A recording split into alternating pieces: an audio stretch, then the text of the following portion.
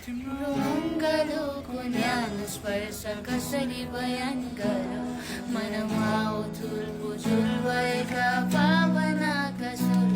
मन जान्छ तिम्रो आकृति सधैँ हेरिरहन पाऊँ छोरी संसारका